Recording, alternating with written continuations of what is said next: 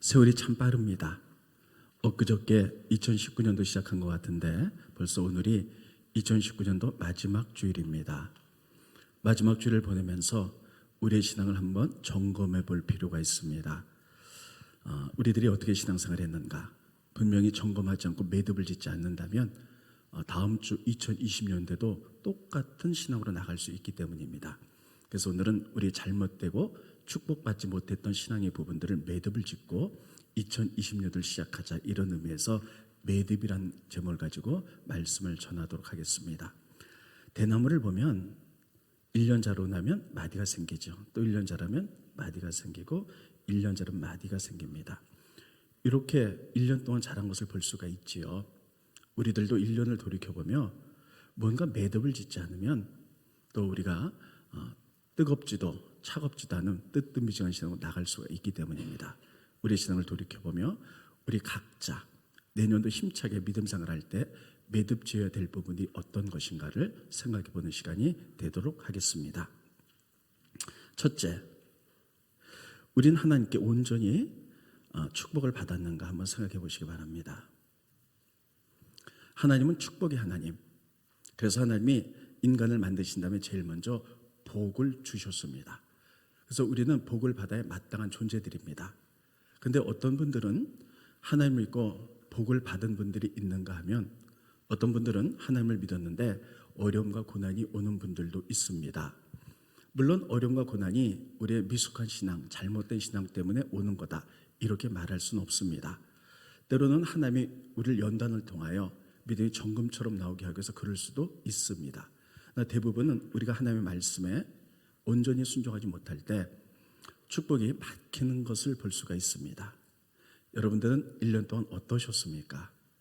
저는 새벽마다 교회가 복을 받고 우리 성도들의 가정이 복을 받도록 계속 기도합니다. 그러나 기도함에도 불구하고 어떤 분들은 복을 못 받는 가정이 있을 수 있다는 얘기예요. 분명한 것은 우리들이 예수님을 믿어서 구원에 이릅니다. 구원받았다고 다 축복받는 것은 아닙니다. 성경은 우리가 구원받았으면 말씀에 순종할 때 복을 받는다, 성경이 이렇게 돼 있어요. 따라하겠습니다. 예수 믿고 구원받고 순종하여 복을 받는다. 그러면 여러분, 우리가 혹시 축복을 누려야 될 우리들이 축복을 못 받았다면 나의 어떤 온전하지 순종하지 못했던 부분은 없는가를 반드시 돌이켜봐야 됩니다. 스크린을 보시죠. 신명기 28장 1절에 보면 이렇게 쓰고 있어요. 내가 내 하나님 여호와의 말씀을 삼가 듣고, 말씀을 듣고 알아야만이 순종할 수 있죠. 내가 오늘 내게 명령하는 이 모든 명령을 지켜 행하면, 모든 명령입니다. 모든 명령을 지켜서 순종하면 내 하나님 여호와께서 너를 세계의 모든 민족 위에 뛰어나게 하실 것이다. 그래서 28장 2절부터 보면 우리가 받고 싶은 복들이 다 들어가 있어요. 그래서 이렇게 쓰고 있습니다. 내가 내 하나님 여호와의 말씀을 청종하면, 청종하는 건 잘 듣는 거예요. 들을 때 믿음이 나오기 때문에 거기서 순종하면 하나님이 내게 복을 주실 것이다, 이렇게 얘기하고 있습니다. 그런데 여러분, 모든 명령에 순종하라는 거예요. 모든 말씀에. 성경을 한 군데 더 볼까요? 네, 스크린 넘겨주시고요. 신명기 6장 3절에 보면 이스라엘아 듣고 삼가 그것을 행하라, 순종하라는 거예요.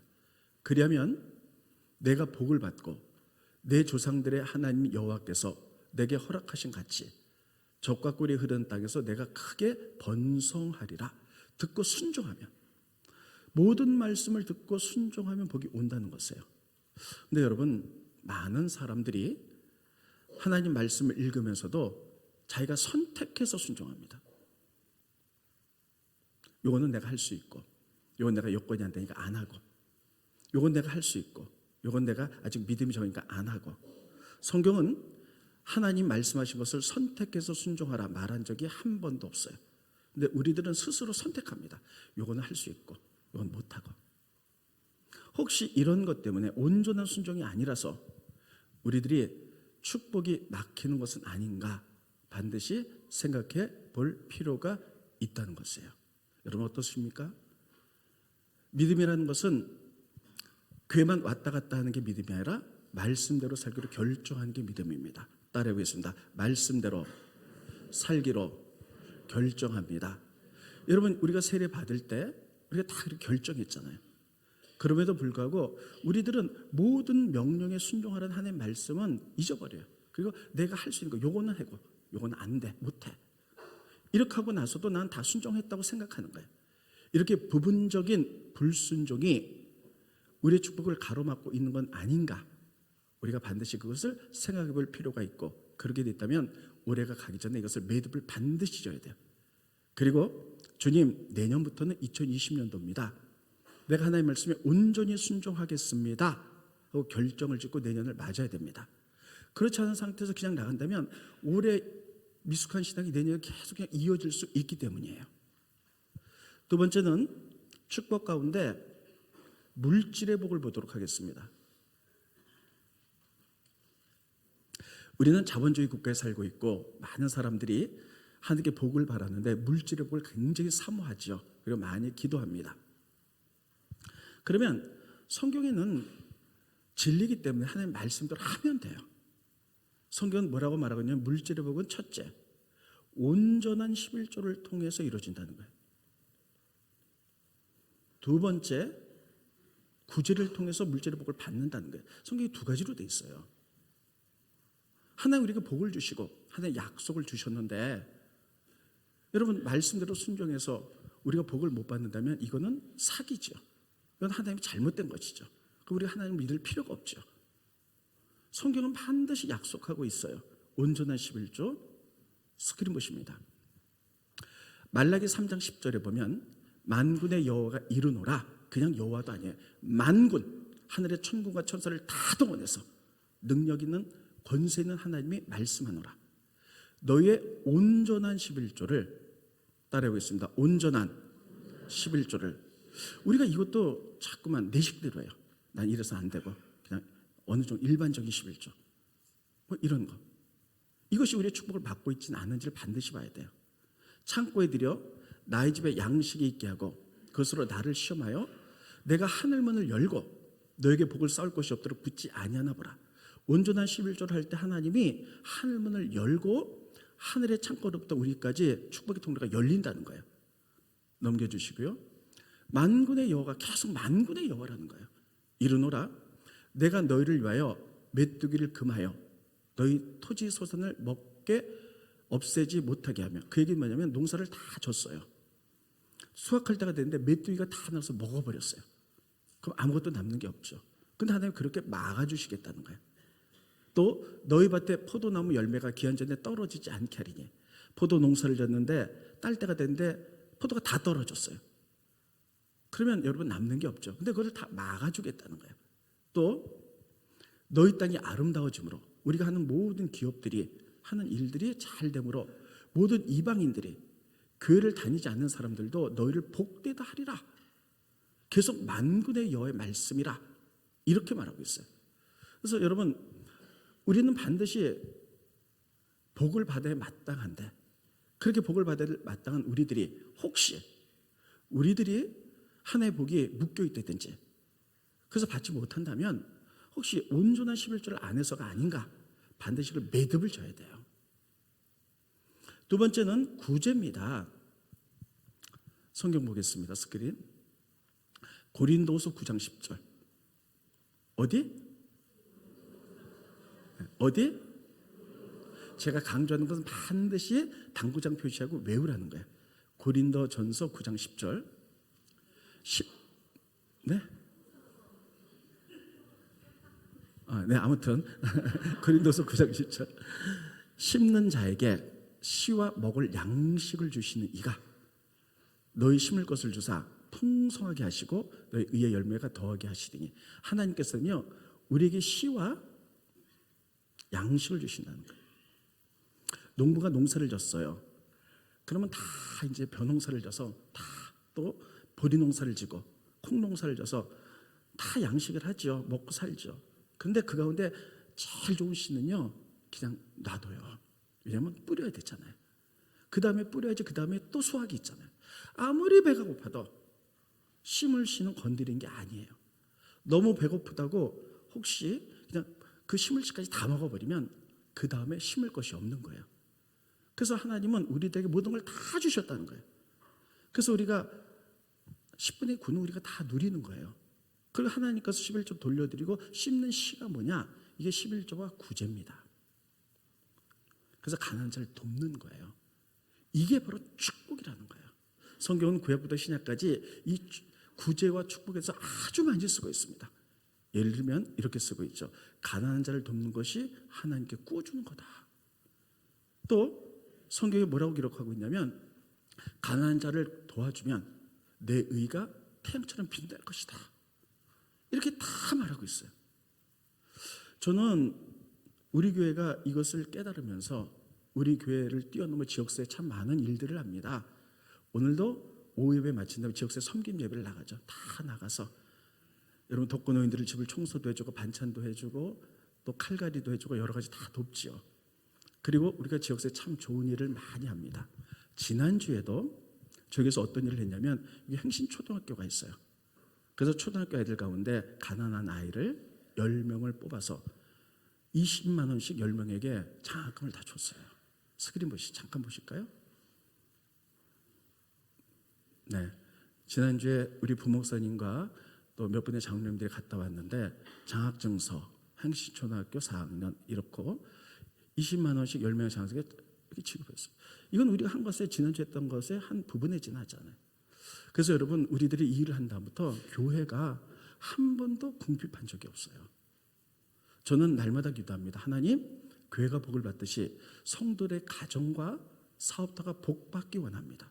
이게 저뿐만 아니라 모든 목회자의 똑같은 기도 내용이에요. 모든 목회자가 어느 목회자가 우리 교인들이 가난하기 원합니다. 이렇게 기도하는 목회자가 누가 있겠어요? 새벽마다 하나님, 우리 교인들이 복받기 원합니다. 그래서 여러분 우리들이 온전한 11조하고 말씀대로 우리가 그냥 내가 선택해서 하지 마세요. 말씀을 진리로 믿는다면 우리가 반드시 그렇게 하시기 바랍니다. 그렇게 못한 분이 있다면 딱 매듭 주세요. 주님, 그동안에 제가 믿음이 부족해서 그렇게 못했는데 다음 주부터는 제가 이렇게 말씀에 의지해서 이렇게 하겠습니다. 그리고 여러분 구제를 많이 하라는 게 아니에요. 여러분 생활에 맞게. 우리 교회 1만 원의 기적공급 있잖아요. 그냥 10,000원이라도 없으면 1,000원이라도 심으시는 거예요. 이 심는 씨는 절대 먹으면 심을 게 없잖아요. 하나님이 이 구제의 축복에 대해서 많이 말하고 있는데 대표적인 게 시편 41편입니다. 스크린 보시죠. 시편 몇 편? 몇 편? 아까는 고린도후서 몇 장? 네. 시편 41편 반드시 읽으세요. 가난한 자를 보살피는 자에게 복이 있다는 거예요. 재앙의 날에 여호와께서를 건지시리라. 1절 그냥 두세요. 재앙의 날. 우리가 살다 보면요 정말 기가 막힌 웅덩이에 빠질 때가 있어요. 근데 하나님이 그를 그때 건져내신 이유 중에 하나가 가난한 자를 구제하고 보살폈기 때문이다. 넘겨주시고요. 여호와께서 기가 막힌 웅덩이에 빠졌을 때 그를 지키사 살게 하시리니 따르겠습니다. 살게 하시리니 그가 이 세상에서 복을 받을 것이라. 주여 그를 그 원수의 뜻에 맡기지 마소서. 넘겨주시고요. 여호와께서 그를 병상 중에 붙드시고. 여러분 가난한 자를 구제하고 도와줄 때 하나님이 병에 누웠을 병상에서 붙들어 주셔서 그가 누워있을 때마다 그의 병을 고쳐주시나이다. 아멘. 이렇게 약속하고 있는 거예요. 하나님의 약속을 믿으십니까? 정말 믿으세요? 그러면 여러분 우리가 병들었을 때 병원에 가서 약도 먹고 주사도 맞지만 또 기도의 은사를 통해서 낫기도 하지만 또 하나는 뭐라고 쓰고 있냐면 가난한 자를 구제했을 때 병상에 있을 때 이렇게 세우신다고 하나님 약속하고 계신 거예요. 이게 바로 복이에요. 그러면 우리가 반드시 복을 받아야 될 우리는 자본주의 국가에 살고 있고 물질이 없으면 하루도 살아갈 수가 없지요. 그러면 이런 복을 받기를 저도 많이 기도합니다. 근데 제가 기도한다고 여러분들이 원해서 하나님께 기도한다고 되는 것만은 아니에요. 하나님의 말씀 원칙대로 살아야 되는 거예요. 그래서 반드시 온전한 11조와 구제 이런 것들을 통해서 혹시 축복이 막혔다면 이것을 매듭을 지시고 내년도부터는 여러분이 온전한 말씀으로 사시기를 예수님의 이름으로 축원드리겠습니다. 그래야만이 하나님 우리에게 복 주신 것을 우리가 받아 누릴 수 있는 겁니다. 두 번째, 우리가 매듭을 져야 될 것이 관계입니다. 따라하겠습니다. 신앙은 관계다. 신앙은요, 첫 번째는 하나님과 나와의 관계예요. 두 번째는 나와 너의 관계예요. 우리는 하나님을 다 사랑하죠. 하나님과의 관계가 잘 돼야 돼요. 두 번째는 나와 너의 관계가 잘 돼요. 이게 묶여 있으면요, 축복이 묶이는 거예요. 오늘 본 말씀에 이렇게 되어 있습니다. 어떤 율법사가 예수님을 찾아왔어요. 예수님, 성경상에 가장 중요한 율법이 무엇입니까? 물어봤더니 예수님이 이렇게 말씀합니다. 첫 번째, 정말 내 생명 다 해라. 그래서 하나님 사랑해라. 이게 첫 번째다. 두 번째도 이와 같으니, 하나님 사랑하는 것과 똑같으니, 두 번째, 사람 사랑해라. 이렇게 말하고 있어요. 이게 율법이요, 선지의 강령이라고 이렇게 말하고 있어요. 따라해보겠습니다. 하나님 사랑, 사람 사랑. 자, 스크린 보시죠. 오늘 본 말씀입니다. 마태복음 22장 37절에 보면 예수께서 이르시되 마음을 다하고 목숨을 다하고 뜻을 다하여, 그러니까 이게 생명 바쳐서 주 너희 하나님을 사랑하라 하셨으니 이것이 크고 첫째 되는 계명이요, 둘째도 그와 같으니, 첫째 계명과 똑같다는 거예요. 생명 다해 하나님 사랑하는 것과 똑같으니 내 이웃을 내 자신같이 사랑하라는 거예요. 이 관계를 잘 맺으라는 거예요. 여러분, 이 관계는 도표로 이렇게 볼 수가 있겠습니다. 하나님을 사랑하는 것만큼 사람을 사랑하는 거예요. 그래서 내가 여기 있어요. 하나님을 사랑하는 것만큼 내가 사람들을 사랑하는 거예요. 하나님을 많이 사랑하면 사람들 더 많이 사랑하는 거예요. 예수님이 그렇게 말씀하셨어요. 여러분, 사랑은, 사람 사랑은, 사랑은 우리에게 속한 게 아니에요. 사랑은 하나님께 속한 거예요. 사람은 기껏해야 이해관계적으로 사랑해요.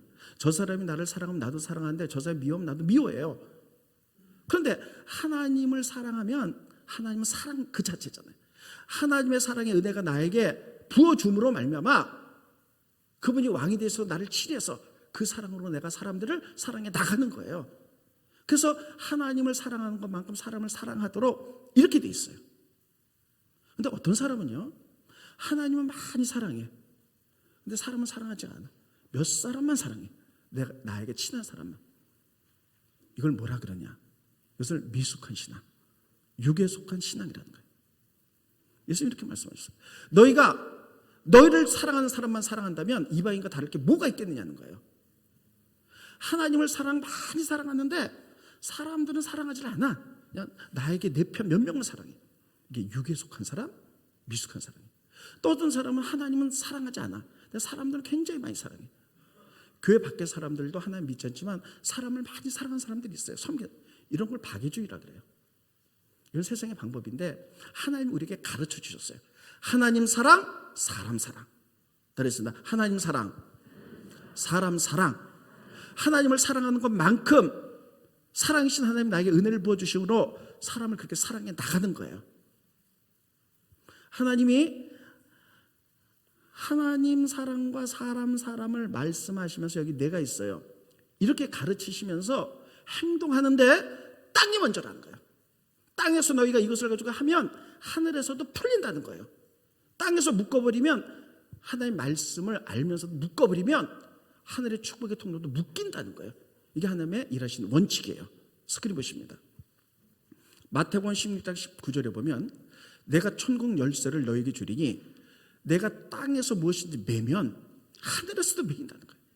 여러분, 하늘의 축복의 통로가 열려야 될 줄로 믿습니다. 내가 땅에서 무엇인지 풀면 하늘에서도 풀리리라. 땅이 먼저예요. 하나님의 말씀으로 가르쳐 주셨으면 땅에서 우리가 어떻게 행하느냐에 따라 열리기도 하고 닫히기도 한다는 거예요. 하나님의 이런 원칙을 가르쳐 줬으면 땅에서 풀으라는 거예요. 우리가 신앙생활을 하면서 혹시 하나님 사랑하지만 사랑과의 관계가 묶여있는 사람들이 있어요. 여러분, 정말 저는 우리 성도들이 저를 비롯해 모든 사람이 복받기 원해요. 근데 사랑과의 관계가 묶이면 축복이 묶여버리는 거예요. 혹시 그런 것들이 있다면 올해 가기 전에 이걸 매듭을 지셔야 돼요. 그리고 하나님, 내가 감정에 의지하지 않겠습니다. 하나님이 이렇게 말씀하셨으니 의지를 주셔서 나를 미워하는 사람도 내가 용서하겠습니다. 풀어내겠습니다. 그때 하늘에서 풀릴 줄로 믿습니다. 이렇게 하는 거예요. 여러분, 이런 모범을 누가 보여주셨냐? 예수님이 보여주셨어요. 예수님이 이렇게 말씀하셨어요. 예수님이 밤에 맞도록 기도하시고 12제자를 뽑으셨잖아요.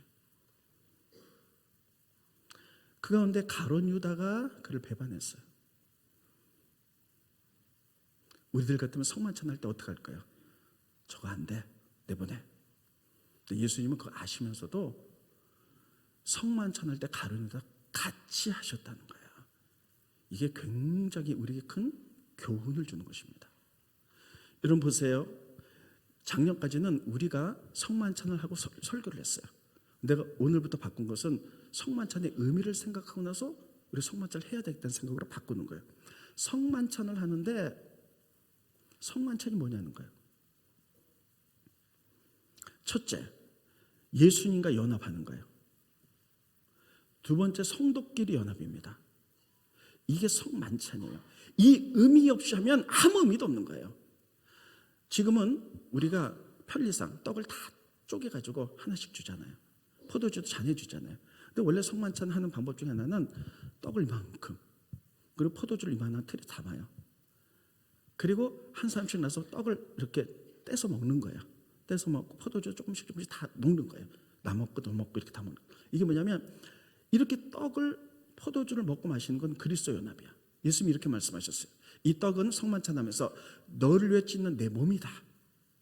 이 포도주는 너를 흘리는 내 피라는 거예요.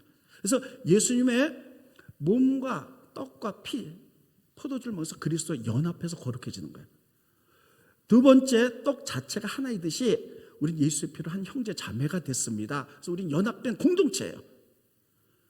그래서 우리가 이렇게 조금씩 뗀다는 것은 우리가 똑같은 형제입니다 라고 연합, 성도끼리 연합하는 거예요. 다 이게 연합이에요. 그런데 연합이면 이것을 예수님이 가르쳐 주시기 위해서 마지막 성만찬을 할 때 가룟 유다가 자기를 팔 것을 알면서도 같이 하셨어요. 연합이기 때문에. 그래서 여러분, 땅에서 풀어야지 하늘에서 풀리는 거예요. 내가 누구 때문에 저 사람 미워, 불평하고 원망이 있을 수 있어요. 그것 때문에 나의 축복이 묶이진 않는지 한번 보세요. 여기서 너무나 중요한 것은 뭐냐면 예수님이 우리에게 기도를 가르쳐 줬을 때 하늘에 계신 나의 아버지가 아니라 우리 아버지, 우리 죄를 용서해 주시고 우리라는 공동체예요. 이렇게 가르쳐 주셨거든요. 그게 뭐냐면 하나님이 나를 사랑하듯이 내가 정말 미워하고 없었으면 좋겠다는 저 사람도 하나님이 사랑한다는 사실을 기억하셔야 됩니다. 그 사람도 하나님의 자녀예요. 나도 하나님의 자녀고. 그래서 예수님은 하늘에 계신 우리 아버지라고 가르쳐 주신 거예요. 이게 성만찬의 의미입니다. 여러분, 그래서 우리들이 같은 공동체에서 혹시 가족 가운데 또 직장에서, 사업대에서, 교회 내에서, 어떤 공동체 내에서 우리들이 하나님을 사랑하는 그 마음을 공급받아 사람들을 사랑하게 되는데 묶여있고 미워하고 이래서는 절대 성만찬을 받을 수가 없다는 거예요. 올해가 가기 전에 이것이 우리 축복을 묶을 수 있는 거예요. 그렇다면 우리들은 올해 가기 전에 이것을 매듭을 져야 돼요. 여기서 정말 중요한 것 하나가 있습니다. 용서라 그러면 사람들이 용납까지 하는 걸 용서라고 생각해요. 용서와 용납은 다른 거예요. 그래서 용서와 용납은 다르다. 저 사람이 나를 미워했어요. 어떤 사람이 나를 미워해. 참 힘들게 만들어. 그래서 내가 이 사람을 용서하면 나를 계속 미워한 사람을 막 용납해서 같이 일해야 되는 줄 알아요. 이건 별개 문제예요. 용서는 예수님이 우리에게 피 흘려 돌아가셔서 보여줬기 때문에 용서하는 거예요. 용서했는데 이 사람이 계속 변하지 않고 나를 괴롭힌다 그러면 용납해서는 안 되는 거예요. 그리고 그 사람이 변하도록 기도해서 그 사람도 예수의 마음으로 변해서 바뀌었을 때 용납하는 거예요. 용서와 용납은 다른 것입니다. 충분히 이해가 되셨습니까? 왜 사람들이 용서를 못하냐? 용서하면 저 사람, 내가 정말 미워하는 저 사람, 저게 변하지 않는 저 사람, 세속적인 저 사람과 같이 용납해야 되는 줄 알고 얘기하는 거예요. 더 쉽게 설명을 할게요. 나도 크리스찬이고 어떤 남자도 크리스찬입니다. 예를 들어서. 그런데 같은 형제예요. 같은 크리스찬 교회예요. 그런데 내가 어디 볼 일이 있어갖고 집을 비우면서 어린 딸이 하나 있는데 어린 딸을 잠깐 이 남자한테 맡겼어요. 믿을만 하니까 좀 봐달라. 그리고 돌아보니까 이 남자가 어린 딸을 성폭행을 했어요. 여러분 그러면 어떡하시겠어요? 우리가 이러면 이 사람을 죽이고 싶죠. 그러나 우리는 진리 말씀대로 살기로 결정했기 때문에 우리가 해야 될 것은 뭐냐면 심판은 하나님이 하는 거고 이 사람을 용서하는 거예요. 용서받았기 때문에 용서해요. 그러나 용납은 안 되는 거예요. 용납은 뭐냐면 다시 자기가 바빠질 때 용서했던 이 사람 와서 또 딸 봐달라 그래서 아니요. 그건 범죄를 저지릅니다. 그래서 이 사람에서 기도하고 이 사람이 완전히 변화받은다면 용납해서 그럴 수는 있어요. 이 사람이 변화받지 않다면 용서하지만 용납은 해서는 안 된다는 사실이에요. 그래서 여러분 오늘 성만찬을 하면서 우리가 하나님 사랑 사랑을 했는데 내가 여기 있고 하나님 사랑 사랑을 했는데 이것을 주님이 가르쳐 주시면서 우리에게 이렇게 얘기했어요. 땅에서 풀어라. 푸는 건 용서예요. 그 사람이 믿지만 그 사람이 싫지만 나의 하나님이시지만 내가 미워하는 그 사람도 그 사람의 하나님이세요. 그러니까 우리는 용서하는 거예요. 이게 푸는 거예요. 그렇지만 아직 그 사람이 변하지 않았어. 그럼 용납은 안 되는 거예요. 용서는 하지만 용납은 안 돼. 그 사람이 변하도록 기도해서 그 사람이 변화되면 그때 용납과 같이 하는 거예요. 용서와 용납의 차이를 이해하셨습니까? 반드시 이해하셔야 돼요. 땅이 먼저입니다. 예수님이 공동체를 보면 정말 만나서는 안 될 사람들이 모여서 공동체를 이뤘어요. 예수님이 12제자가인데 열심당은 시몬이 있어요. 이 사람은 독립투사입니다. 이스라엘 로마를 지배하고 있었죠. 독립투사 열심당은. 그런데 예수님 제자인데 마태가 있어요. 마태는 누구냐? 매국노예요. 세리예요. 그래서 이스라엘의 피땀을 짠 세금을 가지고 로마에 갖다 바치는 거예요. 세상에서 만나서 서로 원수 좀 죽이고 살린 사이입니다. 근데 예수 안에서 이들이 모였어요. 얼마나 갈등이 많았겠어요. 근데 예수님 만나서 서로 용서를 배우고 서로 변화되면서 그들이 서로 변화됐을 때 용납하기 시작한 거예요. 그래서 성령께서 그들의 마음을 움직이시고 그들을 통하여 하나님 나라를 세워가기 시작하셨다는 거예요. 여러분 우리는 예수의 피값으로 다 모인 형제들입니다. 그래서 하나 되기 위해 우리들이 성만찬도 하는 거예요. 서로 다를 수 있어요. 생각도 다르고 서로 미워할 수 있어요. 근데 중요한 것은 성만찬을 하면서 미워해서는 안 된다는 거예요. 이것을 회개하고 그리고 형제됨으로 용서하고 성만찬하는 거예요. 그리고 혹시 그런데도 그 사람이 변하지 않고 있다면 그 사람을 위해서 기도하고 그 사람이 변화될 때까지 그때까지 기다리고 그때 용납하는 거예요. 이게 예수님이 우리에게 가르쳐준 일하는 원칙입니다. 예수님의 공동체를 또 보면 그래요. 누가 있었느냐? 공동체 아리마대 요셉 부자였어요. 니고데모 이스라엘 바리새인 가운데 거룩한 공회원 대단한 주의 있는 사람이었어요. 반면에 막달라 마리아 창녀가 있었어요. 이런 사람이 하나를 어울러줬다는 거예요. 세상에서는 있을 수가 없는 일들이에요. 서로 용서하고 하나된 일들, 서로 달랐지만 성령께서 역사해서 기도함으로 말미암아 서로 나중에 처음엔 부딪혔지만 서로 성령에서 용납하는 일들이 벌어졌어요. 우리는 성만찬 할 때 이런 것들을 알고 해야 된다는 거예요. 말씀을 정돈하도록 하겠습니다. 우리가 마지막 주일이에요. 우리 마음속에는 정말 다 많은 생각들이 오고 갑니다. 그런데 이 생각을 정돈하지 않고 내년에 다음 주가 내년이에요. 나간다면 똑같이 이렇게 무질서하고 힘든 상태로 믿음이 성장하지 못해 나갈 수가 있는 거예요. 온전히 하나님 말씀대로 살기로 결정했으면서도 그렇게 순종하지 못하고 내가 선택해서 말씀을 내 뜻대로 믿으면서 우리는 다 순종했다고 생각해요. 매듭지셔야 되는 거예요. 그리고 결정하셔야 되는 거예요. 말씀대로 살겠습니다. 온전하게 내가 선택하지 않고 하나님 말씀이라면 내가 싫다 할지라도, 나에게 맞지 않는다 할지라도, 환경에 내가 맞지 않는다 할지라도 그렇게 하겠습니다. 믿음을 지셔야 되는 거예요. 사람과의 관계도 땅에서 풀어야 되는 거예요. 그 때문에 내가 하늘에 축복이 묶여서는 안 돼요. 여러분, 제가 아무리 여러분들 위해서 축복을 위해서 기도한다 할지라도 여러분 스스로가 사람과의 관계에서 묶여버리면 축복이 묶여서 열리지가 않는 거예요. 그래서 용서하는 거예요. 용납은 나중에 한다 할지라도, 그리고 그 사람을 위해서 기도하는 거예요.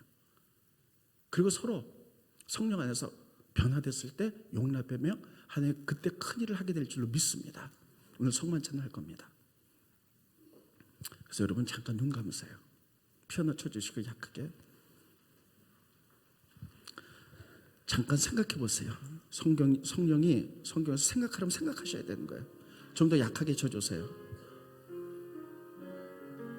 피아노 좀 더 약하게 쳐주세요. 생각하세요.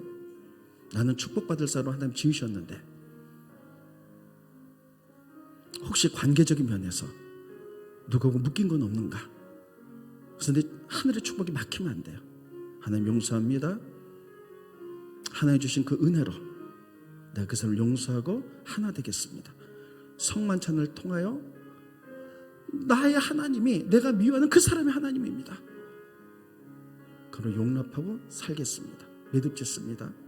또 축복받을 내가 하나님께 온전히 순종하지 못하고 온전한 11조와 구제하지 못해서 내가 축복이 막혔다면 매듭 짓겠습니다. 믿음으로 하겠습니다. 내년에 축복의 문이 열리게 도와주십시오. 잠깐 기도하겠습니다. 여러분 잠깐 기도하세요. 생각하시고. 각자마다 다 상황이 달라요. 잘한 분도 계시지만 묶여있는 부분도 있다면 주님 용서해 주십시오. 매듭 짓겠습니다.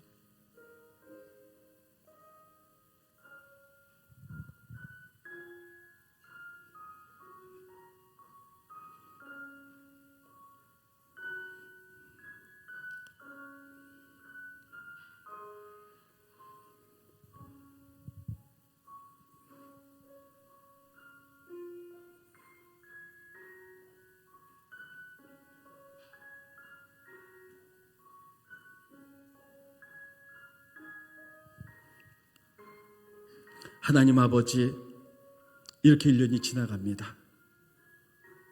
우리 혹시 미숙하고 연약한 심령과 이런 마음을 가지고 내년을 맞이할 수는 없습니다. 우리의 연약한 부분을 이 시간에 매듭을 짓겠습니다. 우리의 불순종으로 하나님의 말씀에 대해서 우리가 온전히 순종하지 못하고 내가 할 수 있는 부분적인 순종을 해서 축복이 막혔다면 하나님 매듭을 짓겠습니다. 이제 하나님 말씀에 온전히 순종하기로 결정합니다. 또 아버지 하나님, 믿음은 관계라고 했는데 하나님과 나의 관계, 또 나와 너와의 관계에서 하나님 사랑으로 사랑하라 그랬는데 하나님, 우리들이 사랑과의 관계에서 묶인 것이 있다면 이 시간에 용서합니다. 우리가 이런 상태로 내년을 맞을 수는 없습니다.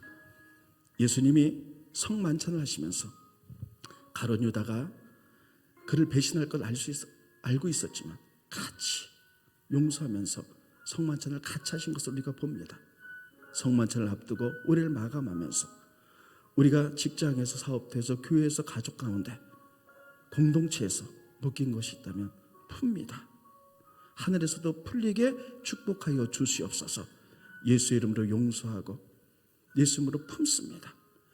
나의 하나님이 내가 가장 미워하는 그 사람의 하나님도 되는데, 그래서 우리 하나님을 우리가 고백합니다. 용서하고 품고 우리가 성령의 은혜 가운데 서로 용납하며 한 공동체로 성숙하게 살아갈 수 있도록 인도하여 주시고, 우리가 온전한 성만찬을 통하여 그리스도와 연합하며 성도끼리 연합하는 놀라운 일들이 벌어지도록 복 내려 주시옵소서. 예수님의 이름으로 기도합니다. 아멘.